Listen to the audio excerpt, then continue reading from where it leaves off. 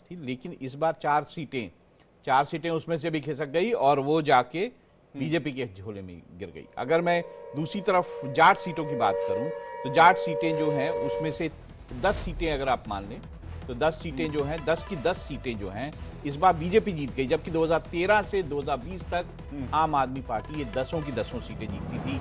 महरौली, नजफगढ़, बिजवासन, पालम, मटिया, विकासपुरी, नांगलोई जाट, नरेला, रिठाला। तो इस तरह से आपको एनालाइज ये बहुत बड़ी खबर है सर, बिछाऊंगा इसको भी आप थोड़ा एनालाइज करें।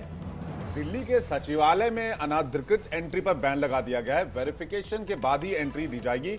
सचिवालय में मौजूद पुलिस अधिकारियों को बड़ा सख्त हिदायत दी गई है। तो ये भी होगा कि देखिए प्राइवेट सिक्योरिटी को भी सचेत कर दिया गया है। बिल्कुल, देखिए तो वहां क्या पर कुछ पेपर्स वाला कुछ ये मामला है जरूर क्या? होता है कि वो कोशिश ये होती है कि अगर कोई सरकार जा रही हो तो उस पर शक होता है कि वो कहीं फाइलें तो इधर उधर नहीं करेंगे, निकाल के तुम्हें ले जाएंगे। लेकिन ये वैसे भी, पर मुझे लगता है एक तो ये नॉर्मल प्रक्रिया है कि कोई भी पेपर इधर से उधर ना हो, उसके लिए सिक्योरिटी बढ़ती है।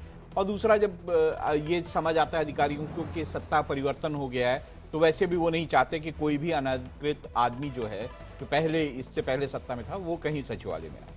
तो इस सचिवालय में तो अभी एलजी इस आदेश को पारित कर रहे होंगे, एलजी ने सिक्योरिटी बढ़ाई होगी। यही उन्होंने ही कहा होगा कि सचिवालय का जो है, और वैसे भी अधिकारी जो सचिवालय के होंगे उन्होंने भी इस आदेश को लागू किया होगा। नहीं, लेकिन इसके अलावा सर अगर इस खबर को आप जोड़ के देखें, जैसे दिल्ली जल बोर्ड में घोटाले की बात बीजेपी करती रही है, पावर सेक्टर में घोटाले की बात बीजेपी करती रही है, तो ये कुछ और केसेस मुझे लगता है ये खुलने की तैयारी में होंगे।